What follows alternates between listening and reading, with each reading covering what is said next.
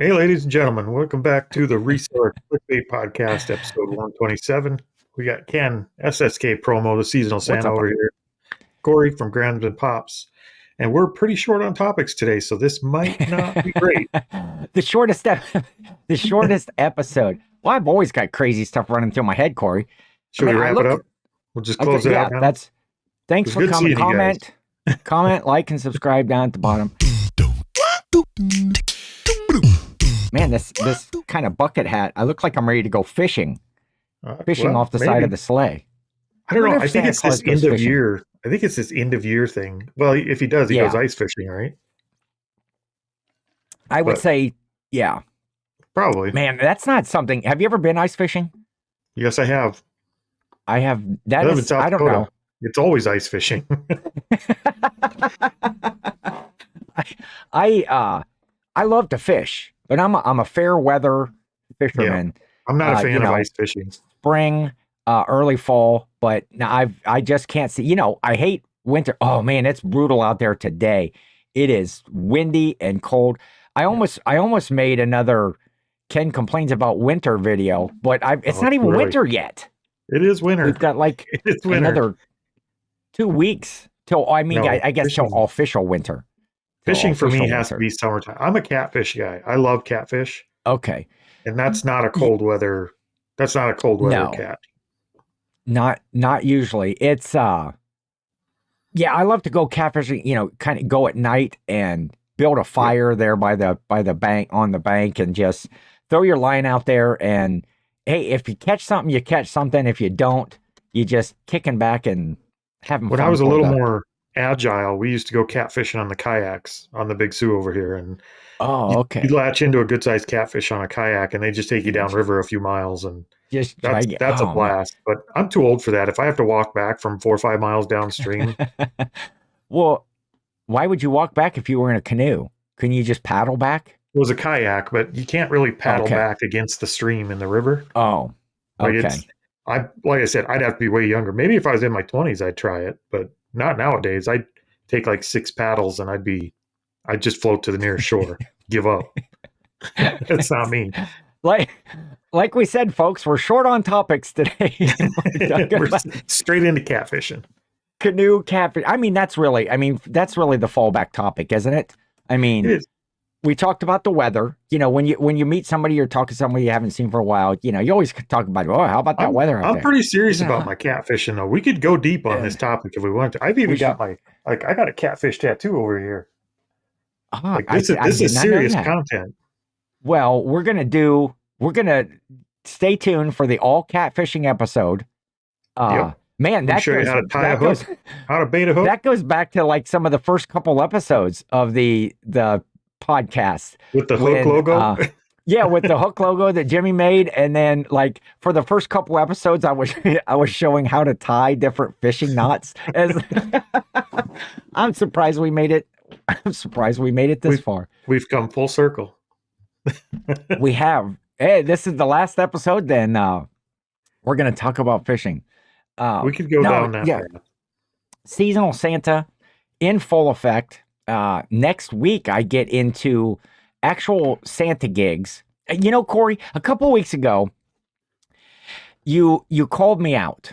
You called me out, and it has bothered me. It's bothered my Santa heart for a couple of weeks, because I was talking about, having some Santa gigs coming up and making some money off of, going through this whole bleaching process and stuff. Man, does my beard look like really yellow? Somehow. It's starting to yellow, but not bad. Well, I need to get it. I could put a color filter on you. We could help you out in post. I keep goofing with it here, messing all. Anyway, next week starts Santa gigs. Next weekend, I'm going over. Wait a minute! You said I hurt your feelings, and then you didn't finish it. Now I'm wondering what I said. Well, you just said because I was talking about how I kind of do the Santa beard a lot for me, and I'm like a selfish Santa. Because I do it to bring myself joy when other people get, excited and see Santa out at Walmart or whatever, and they're saying hi, Merry Christmas, and then I started talking about, doing Santa gigs or different ways that I could maybe make some money doing this. And you're like, oh, wait a minute. Now you're commercializing Christmas too. You told me, you called me out. That doesn't sound like me at all. I'm not. I wouldn't say that. He's making this up now. And I felt bad because I've been coming up with a few ideas of some things that I'd like to do. Some readings of 'Twas the Night Before Christmas. You know, in my full Santa regalia, doing some of that stuff. Maybe over on Whatnot. And again, if I did it on Whatnot, it would be just for the community and stuff. And if people wanted to tip Santa, that would be great. Or if I did something, I was thinking about some personalized Santa stuff where, like, get in contact with somebody and I can make a personal video or do a video chat call with somebody, you know, and call their children out by name. You know, oh, Billy, I've heard you've been, you know, real good at, you know, T-ball this year or whatever Billy was doing. Like, hey, Billy, you've been an asshat this year. You're getting nothing. Remember that bike you wanted? Let me look at this list here. Ooh, Billy, sorry. You did what to the cat? I wanna. Oh, what was the kid's name that we called him? Matt. Carl? What was Matt? No, Matt. It was Matt. What was Carl? Was the it goose. Was Matt? But what did we call Matt back on that episode? Nothing good, I'm sure of that. It was like one something Matt. One team. Oh, it was one team Matt because he spelled his name. Poor Matt. One team Matt's getting nothing for Christmas. I can tell you that. But yeah, I'm doing a school, Santa at a school next weekend. And then, I got a couple more gigs, local police department, their Toys for Tots. I'm going to be Santa over there for that. Talk about one team Matt made me sneeze. Yeah, that kid will make your eyes water. I tell you, you didn't have to face him. So now you're getting into the Santa gigs pretty serious. Are any of these paid gigs? Yeah. So I was right. Not a lot. You were right. But see, every time I try to come up with an idea, I it's like that angel and devil on your shoulder sort of thing. I'm and familiar. Over here is this beautiful Christmas angel. I can see it on the top of the tree, just beautiful and going, oh, you have a Santa heart and you bring joy to people. And then on this shoulder is Cory over here. And then it's like, he's dragging me. But yeah, I've been having fun. You know what? Okay, you know the line. And people always say, Santa, Merry Christmas, all that stuff. But here's the line now with the movie Elf. Mm-hmm. It's like the line that I get the most now is Santa, I know him. Or, and they all do all of this, and which is just fun because that's why I do it, to bring a smile and bring some cheer and joy and happiness to somebody's day.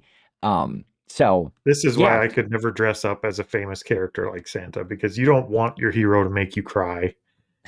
And it wouldn't be good. It wouldn't work out. But every time I think about an idea, I think about you calling me out and people go, man, you're just a fraud, Santa.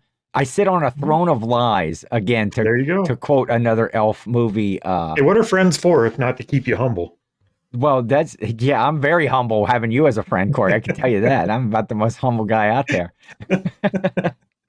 But, I've been doing, getting ready for Santa stuff, doing something. I'm going to re-bleach my beard this weekend again to get a lot of the whiteness back in. I think it's these lights and being later at night, not having some of that natural light in there. It looks very yellow to me right now. It doesn't look bad. It's still plenty white. But Christmassy stuff coming up, the Holiday Live Tour show it's coming up. Is just a couple of weeks. December the 18th, I think, is the date that we've solidified. Is it a Wednesday, or was it a Monday? No, it is a Wednesday. Wednesday the 18th. Okay. And so I might be the only one there because Cory obviously can't get that, Very possible. That date right. It is Wednesday. I'll remind you on Monday that it's not that night. I'll remind you on Monday to remind me on Monday. Okay. And if one of us is going to forget, it's a very low likelihood it's going to be me.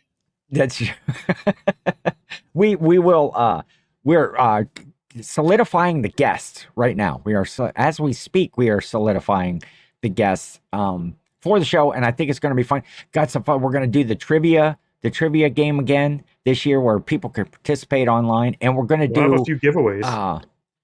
few giveaways. Some Christmas giveaways. They might even make it to them by Christmas. It just maybe it's right on the cutoff, isn't it? It is. Yeah. Okay. That was a resellery thing that we were going to kind of talk about is holiday shipping dates are coming out. I'm sure other people have covered this, but if you are going to be shipping out stuff for people, make sure if you're doing your listings on eBay anyway, make sure to add in that priority shipping option. Maybe you only have ground shipping option on all of your packages. Add that second tier of a priority at least, or UPS. A UPS is quick as well, to give people an opportunity to get a gift if they're ordering it later. Because just that day, December, get what? Get your copy and paste ready. I just have a comment that's copy and paste now this time of year. It says, I make no promises. Because now they're going to be asking, can we get it before this date? Yeah. I make no promises. Usually I'll ship it out, list that, but I can't guarantee you it's going to get there anymore. I tell them that what I will guarantee 100% is that I will ship it. Yep. This is going to totally contradict something else I'm going to bring up, that I have 1 business day shipping. That was one of the 5 tips or whatever that we had given, earlier about adding 1 day shipping. I do have 1 day shipping. And I, what I tell the people when they start immediately asking those questions is, I can guarantee you that I will take this to the post office. It will be shipped and scanned on this day. If I'm sending out offers, I will tell them, hey, if you accept this offer by 12 o'clock noon, or sometimes it's 10 a.m., I will still ship it out the same day because I haven't went to the post office yet.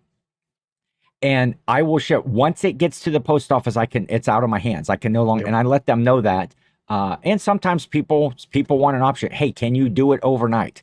Well, let's work something out here because obviously that costs us more. But I can send you a picture of it. You could wrap for the tree, and then we'll get it on its way as soon as possible. Yeah, that's happened to me. Man, Amazon has saved me many times ordering something like, even on, I've ordered stuff the 23rd and get it the next day, but we can't look around with that because it's still, even Prime takes like a week or more to get here.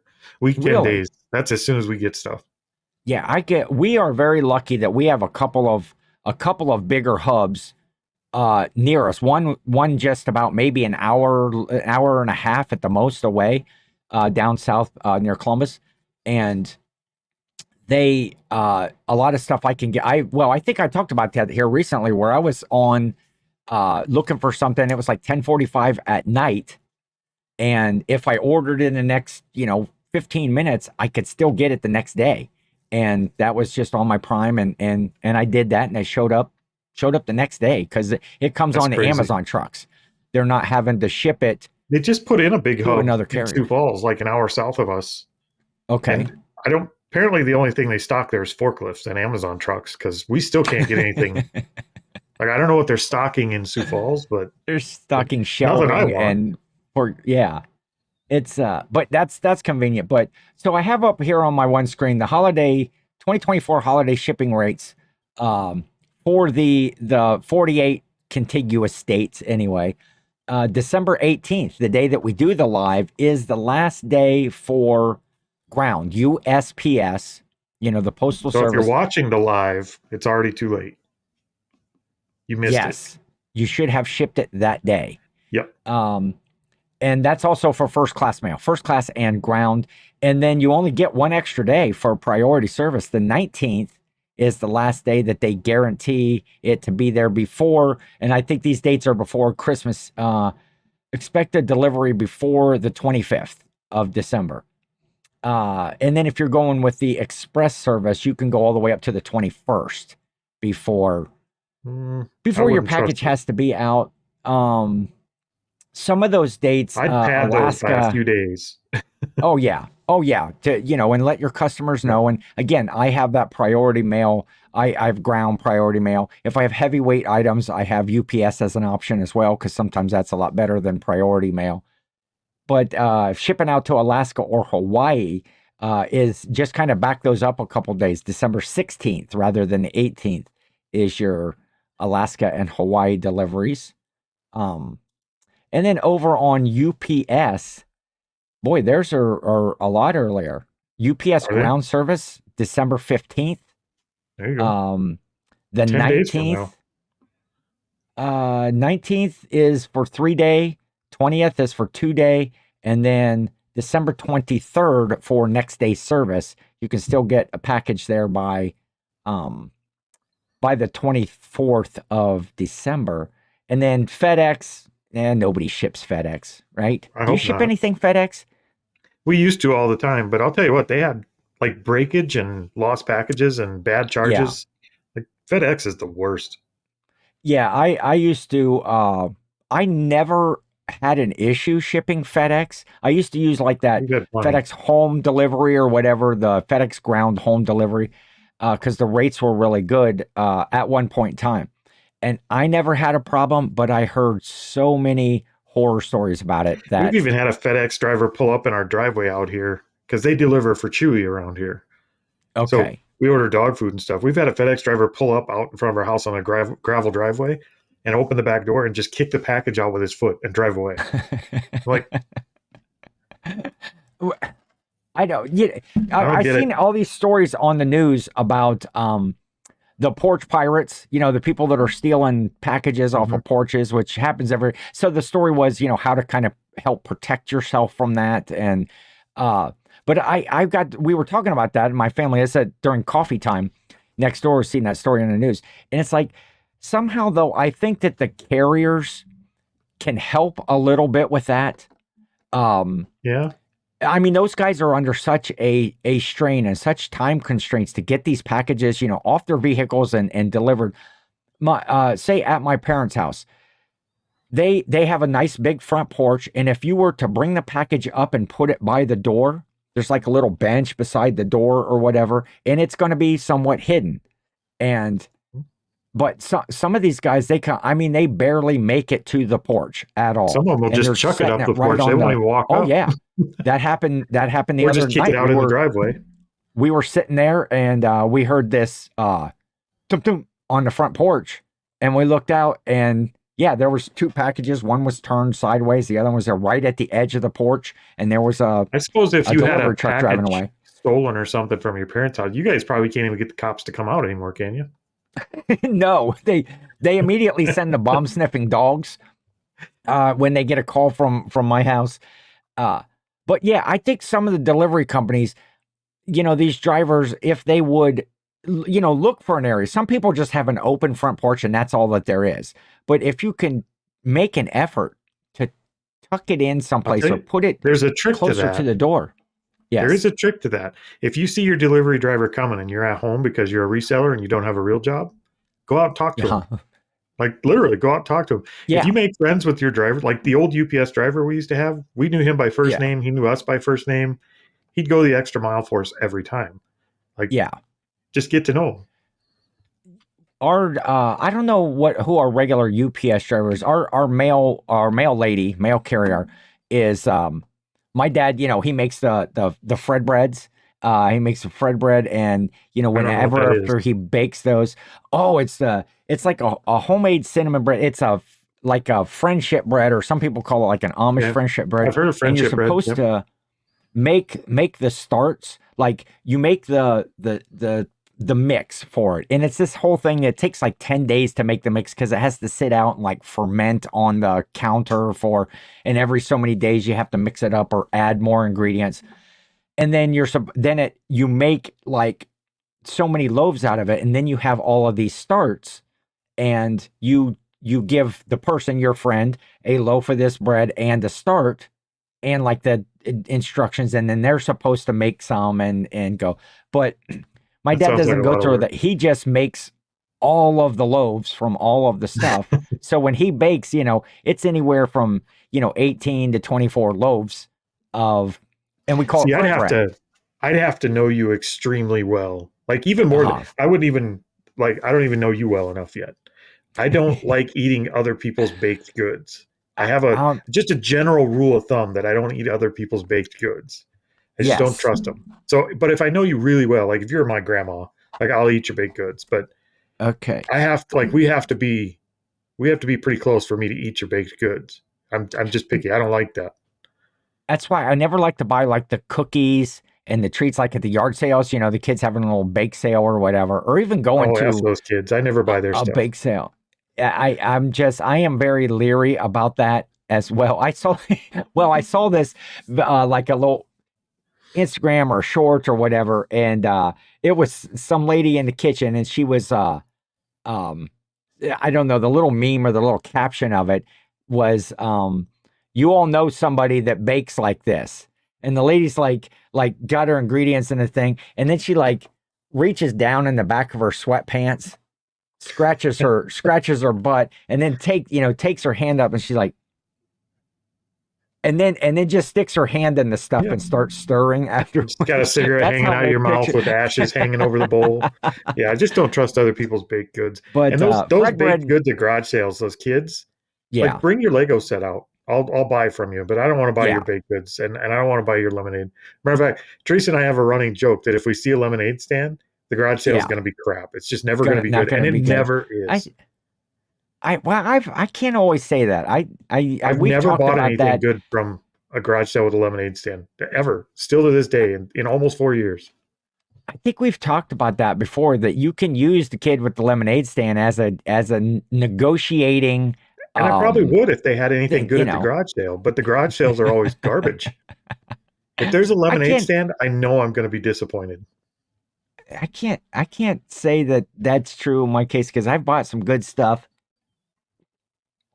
and some lemonade. Now I get the lemonade, and then as soon as I get out to the street, I just pitch it because I'm not going to drink that lemonade. But you're not trusting either. Santa would have drank it. Where was I at? I was at a yard sale. Remember I sent you that picture of the cup of lemonade that had like the droppings from the tree in it? Because like rather than pour me a cup, like the kid had poured like 3 or 4 cups and they were just already sitting on the table like forever. Like, why don't you wait and pour me a glass out of the one that had ice in it, out of the pitcher that had ice in it? But no, you've got these glasses sitting out, and it had like droppings from the tree, not like bird droppings or anything. No, but I'll buy something from a kid if he can surprise me. Like, be industrious, do something original, then we'll talk. Like, I'll support an entrepreneur, but a snot-nosed kid trying to hawk his mom's crappy lemonade, I don't want any part of it. Hey, Cory certainly doesn't have the Santa heart. I can tell you that. I do. Well, not in the middle of summer at lemonade. I do. As my favorite show would say, Pitch Perfect, I have a fat heart. I have a big heart. Right. It's just for certain things. But so some of these shipping things that we were talking about, and I just talked about and having, 1-day shipping, and I started to say about how all I can do is guarantee to the person when they ask me that question that I'm going to ship it out. But tonight, I'm going to back up a little bit because I've been doing my 10 versus 10 shows on Whatnot, 10 o'clock, 10 a.m. and 10 p.m. The last couple of days, I've, done both of those, selling a lot of Christmas stuff and had packages and stuff to do. Well, yesterday I also had an eBay sale.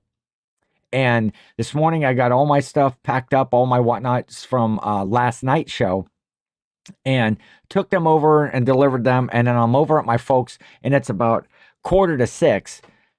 And my dad asked me, how many packages did you have to take out today? And I was like, oh, well, I had to. Oh, crap. I forgot to ship the eBay order. I did not go in. So now. That's not something Santa would ever do.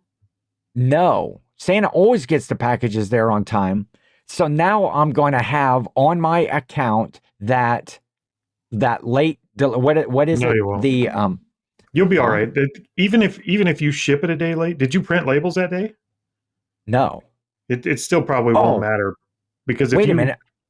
If you drop them off the next day, as long as they still show up on time, then you're fine. You won't get a ding for it. I should probably. I wouldn't recommend doing it, but as long as they show up on time, even if you shipped them a day late, you're still good. I should probably go ahead and print that label though right now while it's still on the day, right? Was that just today, like now? Well, I was supposed to ship it today. Yeah, I got the order yesterday, And so at least if I print the label, Do you want us to wait? No, you don't have to wait. I can do it afterwards. No, well, plus go ahead. This isn't that interesting of a show anyway. Go ahead and print the label. My label, well, but it's out in the garage. Do you want to cover the show while I head out to the garage and print up a label? Not really. Okay. I'll do it afterwards. But yeah, I never thought about that, printing it today, and then I can drop it off tomorrow. And they should get it. I don't think it was shipping too far away. It's happened before. Yeah, because I've had that. I got that once before. I think it was. I don't think it was last Christmas. It was the Christmas before that. I had somebody order something from me, and I happened to notice that they were like just one town over, and kind of a close town, and so they needed to get it for a Christmas item. I said, "Hey, you're close. Do you want to do like a pickup or whatever? You'd still have to pay for the shipping. There's not anything." Well, it turns out she worked right here in my town, like right around the corner. And I was like, "Hey, I've got to be right out there by where you work. I'll just drop it off. You're still paying the shipping, and I'll print the label and stuff off." Well, of course, I didn't have anything to ship at that point. This was I was still relatively new at eBay, but I got dinged for providing the ultimate in customer service, contacting them and saying, "Hey, look, you're close to me and you need to get this item," because it was for Christmas. And then it's like, "Hey, I will even drop it off to you. You're right around the corner." And how could you can't, but in that case, eBay just sees the black and white. You were supposed to ship it. You didn't ship it. I would have still slapped the label on an even envelope though the customer ship a sticker to them or something. Yeah, and I didn't know that at that time. Yep. And even though the customer went in on their end and marked it as item was received, I still had that ding of no tracking. No tracking. And what is the thing in your top late shipment rate? There it is on your seller rating. Late shipment rate was 99.9%. And you know what? If all of those are not, if I'm not top rated and my defect rate isn't 0%, late shipment 0, 100% tracking upload time. Well, maybe that's what it is. Tracking uploaded and time validated. That went down from 100%. It's my OCD about stuff. Just, it drove me nuts. And I think it takes like 6 months or even a year for that to come off. I don't know what it is these days. What the cycle is there. I thought it was 90 days, but it could be longer. Yeah, I think it was longer. I'm going to have to, let me see. What is it? The late shipment rate, tracking upload and valid. I think that's the one. For this transaction during the past 3 months. Yeah, 90 days. 90 days. Yep. So as long as you get that sticker printed, that label printed tonight, you can get it dropped off tomorrow, preferably in the morning shipment, then it's going to make it there on time, almost guaranteed. Okay. Well, now I don't feel so bad. Now that it's happened. I don't remember why it happened to us once. I think we got up at like 4 a.m. and we packed everything. We had like 20 orders to pack because we were going sourcing at a community sale or something. I don't remember the exact why, but we went on an hour and away and we had the packages in the car. We just forgot to drop them off. We got home with them and whoops, they were all printed. They were all labeled. We just forgot to drop them off. So I mean, it happens sometimes, but as long as they make it there on time, and I think all of them did. I think every one of them made it there on time. So yeah, I don't think this package is going very far away from me. I should look here. I'm just, we might as well just talk about it while we're right here on recording. Where is this package going in relative to where I am? Are we getting mileage? It's just going down to Florida. So still Eastern United States. It'll be there. On time. There you go. But so yeah, I was like all evening I've just been like so mad at myself I mean, it has literally been. I'm not sure that I've ever missed in my whole time. I've never missed. We've never missed one intentionally. We've missed one by accident. I know we've missed one. Except for the one that I was being the good guy and helping somebody, get their Christmas present in time. Nice guys finish last, Ken. Every single time it seems that way. It's painful. So you probably finish first almost every time. If you ain't first, you're last. That's hell. What kind of advice is that? You could be second, you could be third. What is this? Is this Will Ferrell movie quote night here on? What do you got from Step Brothers? We'll do. Did we just become best friends? There you go. Right? I don't know. What else? We're close to best friends. We're just not in the trading baked goods stage yet. We're not there. That's true. Well, I will mark you off my Fred bread shipment. Don't send that crap. I'm sure it's delicious this year. Like, I don't want to call it crap. I'm sure it's good. It's just not. Not for me. People rave about Fred bread, and he has his own. Oh, I thought I had one right here on the desk. I've got a history with baked goods. It does not. It doesn't work well with taking other people's baked goods, so I just stay away. I have to see it be baked. Well, you can come over. He's baking next Tuesday.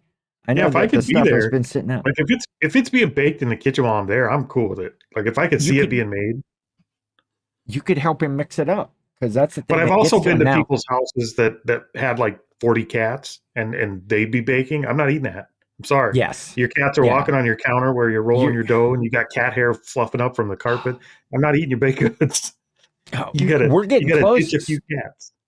Speaking of that, my aunt was over today visiting at my folks'. I was over there and we were setting up Christmas cookie baking day is coming up sometime soon. Well, within the next couple, it'll probably be in that week of the 16th, about a week before. Hey, if we did it like on the 18th, then I could bring a plate of cookies and eat it during the holiday live tour. That'd be all right. I could get behind that. I got to be careful though. Thanksgiving pretty near killed me. I gained 3 pounds over Thanksgiving and I'm just now getting it back off, but Thanksgiving was rough. Yeah, I ate way too much. Me too. And I was still, wait, was it just last Thursday? I think so. No, it was the Thursday before. That's right. Yeah, it was the Thursday before that. Because yesterday, or no, whenever trash day was Tuesday is trash day around here. And so I cleaned out my fridge and had, like the Monday night and, got rid of all of the extra leftovers that I hadn't eaten because everybody sends home tons of leftovers with me. I don't know why. We had plenty of leftovers, but if we're going to keep it and do something with it, like the ham and the turkey, we've already done like turkey and dumplings. We've done ham and scalloped potatoes. We've done ham sandwiches, like that stuff. We'll bag it up in small bags and throw it in the freezer so we can use it. But anything that goes in the refrigerator for leftovers, it's a 3-day rule. You got 3 days to eat it. Otherwise it's in the garbage. Yeah. That's pretty much what I do. So we were that far out. So this week I got rid of my Thanksgiving leftovers.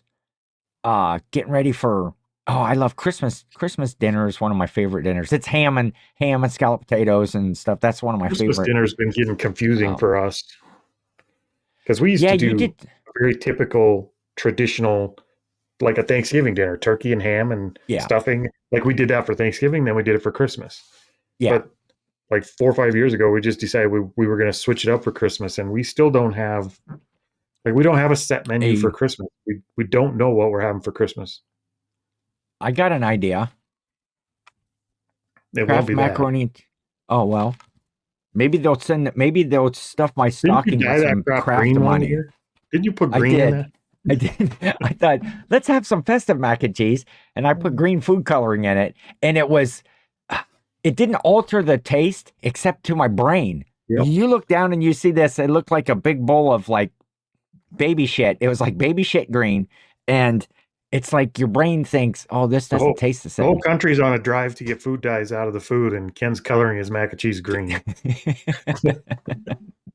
I do, however, like the fact that the Kraft mac and cheese has taken the dyes out of their mix because it doesn't stain my bowl. Because I have like this one bowl that I eat everything out of. Huh? You said bowl, right? Yeah, a bowl. Bowl. Okay. What? I thought you said something else. Okay. Speaking of bowls, my nephew's on a bowling league, and I went out last night to watch him play match. I haven't been out I love to bowl. And this year, right? I did say bowl. I don't know.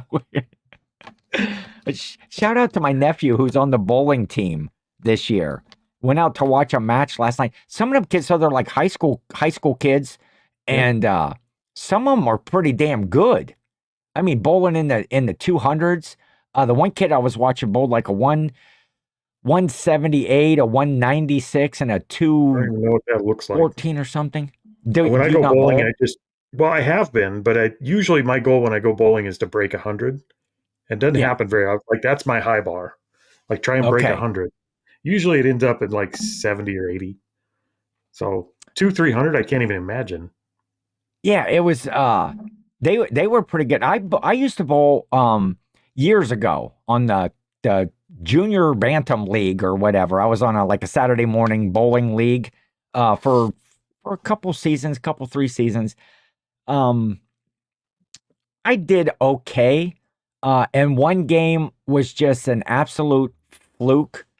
I bowled so my highest game is a 249, which was my average at the time was like 114 or 124 or something. So at the end of the year, I ended up getting the high game with handicap trophy in the whole league because when you're averaging like 114 and you bowl a 249, I've never been close since then. Yeah, high game with handicap. Not a physical disability, Corey. That's just the way that they no. They figure how you rank, with other handicap, but if you got it from bowling, then I wonder, wait, how does that work? I don't know. We'll probably end up saying something. We won't dive into that. No, we will not.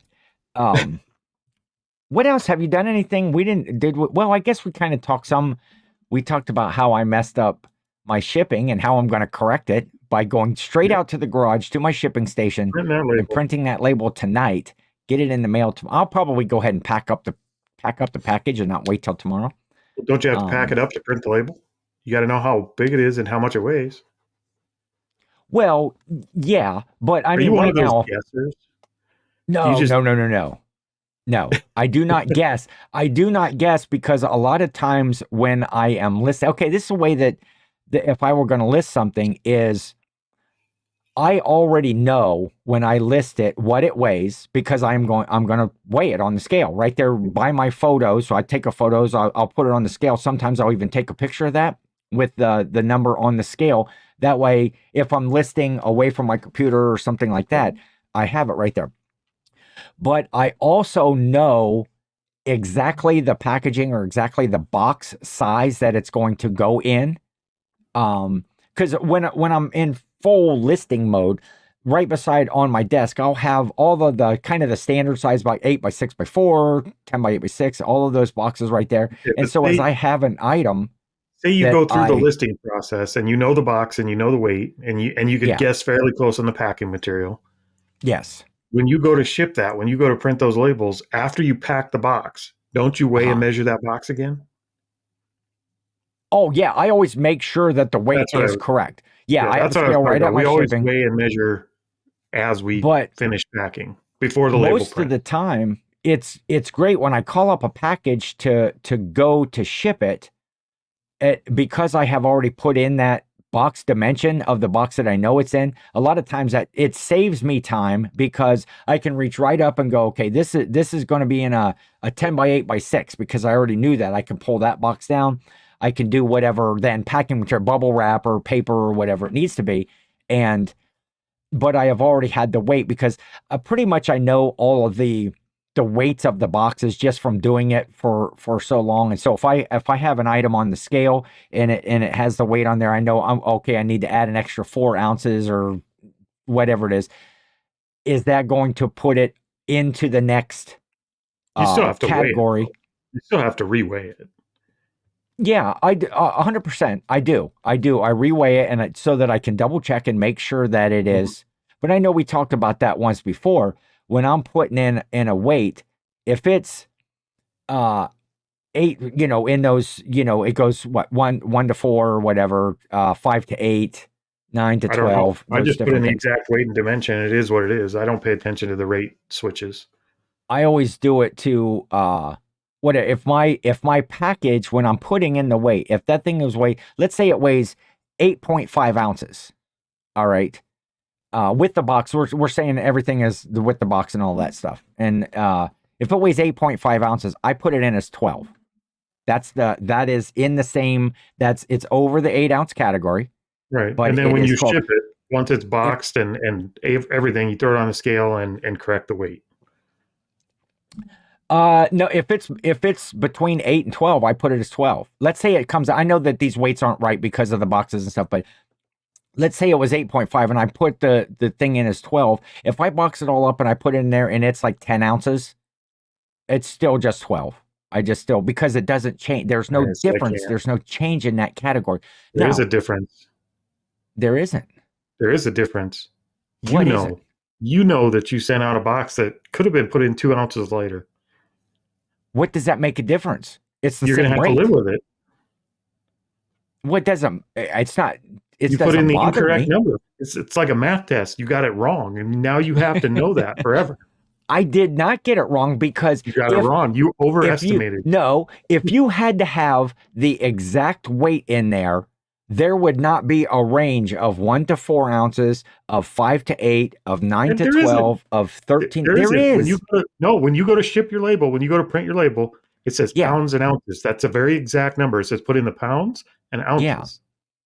That's not a range. They don't say tell me if it's between 1 and 4 pounds. They say put in the pounds and ounces. No, they most definitely do. The USPS rate category, or not? Yeah, the USPS rate category isn't on the label shipping page. What do you mean it's not? It's not. They have a box. They actually have 5 boxes. Yeah. It's width, height, length, pounds, ounces. You have to fill in those 5 fields for every box you ship. Yes. If it's wrong, it's wrong. If it's right, it's right. If you overestimate, you have to live with that. I don't have it's not like a moral issue, though. I couldn't do it. The rates fall between. Okay, so let me ask you this, Cory. Let's say, okay, the shipping rates. Okay, let's say you're getting away from the ground advantage stuff, and you're into the priority mail, the over 1 pound. Okay, the rates for USPS go from 1 pound to 2 pounds. What's that got to do with the 5 boxes? It's this. Well, listen to me. It's between 1 pound and 2 pounds is the same rate for the shipping. I understand there's a set of rules and it doesn't change your price. I understand what you're saying. It doesn't change it at all. I get that. But if you take that out of you know what the rules of the game are, so you take that and set it aside. Now when they ask you a direct question, width, height, length, pounds, ounces, you're answering 1 or 2 of those incorrectly. The dimensions of my box, let's take the dimensions of the box out of that because I always put that in. If it's 10 by 8 by 6, it's 10 by 8 by 6. When it comes to the weight, if I weigh that box and it says that it's question they're asking 1 pound, let's say it says it's 1 pound and 2 ounces. Yep. Okay. 2 pounds. That's what I put in, 2 pounds. Because the rate is the same. You're cheating it on the safe side. Like you're doing the right thing. It's not like you're putting in 6 ounces when it's a pound. You're doing the right thing. It's fine. Yeah. But you're not answering the question correctly. You got it wrong. There's a big red check mark from your teacher on that page because you don't know how to use a scale. but I know what the rates are. The UPS They're not asking gives you what the rates are on that page. They're asking you what does the actual package weigh. Okay. Somebody, in the comments there, if you Am I made it wrong? this far. What does that page say? What does that page say? What rate does this fall in, or does it say I'm looking pounds at it and right ounces? now. It says pound, ounce, inch as far as the dimensions of the box. Okay. So you're answering the question wrong. I am answering the question wrong. Okay. I will give you that. I will give you that in this argument. That's all I'm saying. I'm not saying you're doing anything incorrectly as far as like you're putting it in the right rate. That's fine. It makes it no difference. I'm not cheating anybody. No, you're not. Because I get every weight there is between 1.00001 and 2 pounds. Well, if you were cheating on it, what the weight post office would catch up to you eventually, and they'd give you a chargeback. I'm not saying you're cheating at anything. I'm just saying you're being asked a direct question. I think this is more a Cory issue than it is. It's an OCD thing. I can't answer the question wrong. I can't do it. And then when you get down to the under the 1 pound to the ground advantage rates, every weight on my packages is either 4 ounces, 8 ounces, 12 ounces, or 15 ounces, or whatever it goes up to. Whatever the highest is, I don't worry myself with. So if you have let's say if you have something that weighs 5.5 ounces. 6 ounces.